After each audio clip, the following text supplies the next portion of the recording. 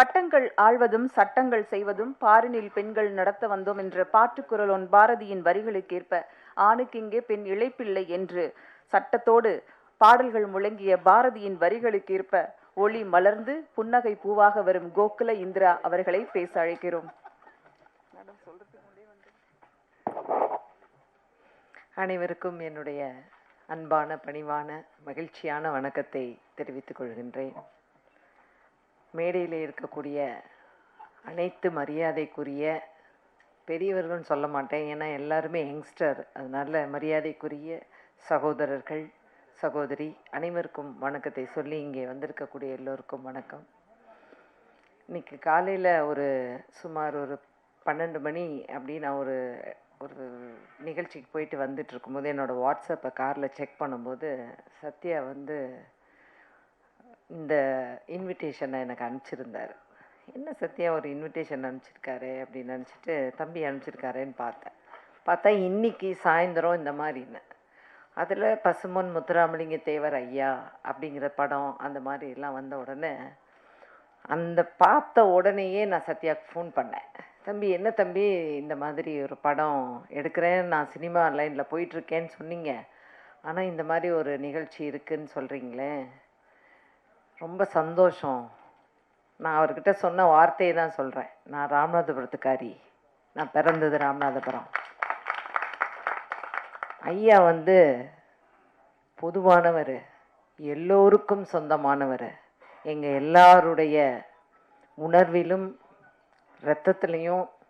அடிக்கடி ஐயாவுடைய அந்த குரு பூஜைக்கு நாங்கள் போயிருக்கோம், சரித்திரங்கள் படிச்சிருக்கோம். அதனால் என்னை அறியாமல் தான் நான் கண்டிப்பாக வருவேன் தம்பி.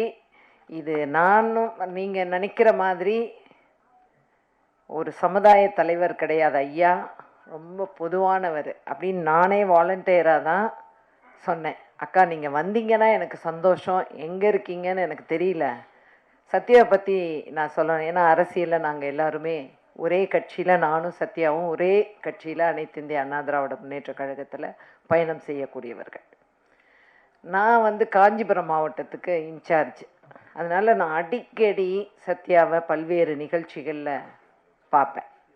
ஒரு வருஷத்துக்கு முன்னாடி ஒரு நிகழ்ச்சியில் நான் மாவட்ட செயலாளர் அண்ணன் சோமசுந்தரம் சத்யாலாம் நின்றுட்டு இருக்கும்போது, என்ன தம்பி உன்னை பார்க்கவே முடியலையே அப்படின்னு கேட்டேன்.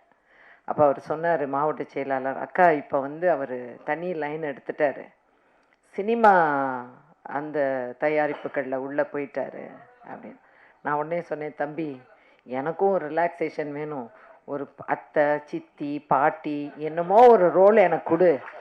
நான் கேட்டேன் அவர்கிட்ட, அவர் நல்ல ஞாபகம் இருக்கும், நான் கேட்டேன். அதனால் எங்களுக்கும் ஒரு ரிலாக்ஸேஷன் வேணும் தம்பி, சும்மா சாதாரணமாக ஏதாவது ஒரு ரோல் கொடு அப்படின்னு. இப்போ நான் சண்டையாக கேட்குறேன், ஒரு சின்ன ஒரு ரோலாவது ஐயாவோட இதில் ஏதோ ஒரு பெண்கள் சம்மந்தப்பட்டதில் நான் இன்னும் பார்க்கல, என்னை சண்டை கூப்பிட்ருக்காரு இந்த படத்தை பார்க்குறதுக்கு. அதனால் இன்றைக்கி வந்தது அப்படிங்கிறது நான் உரிமை எடுத்து, நான் மேடைக்கே வரமாட்டேன்னு சொன்னேன், கீழே நான் உட்காந்து இதை ரசித்து இந்த நிகழ்ச்சியை பார்க்கணுன்னு தான்ப்பா வந்தேன், மேடையில் என்னை உட்கார வைக்காத அப்படின்னு. இல்லைக்கா நீங்கள் வாங்க அப்படின்னு சொல்லி, தம்பி அப்படிங்கிறதுனால தான் நான் மேடைக்கு வந்தேன். எல்லாரும் பேசக்கூடிய விஷயங்களை நான் திருப்பி பேச விரும்பலை.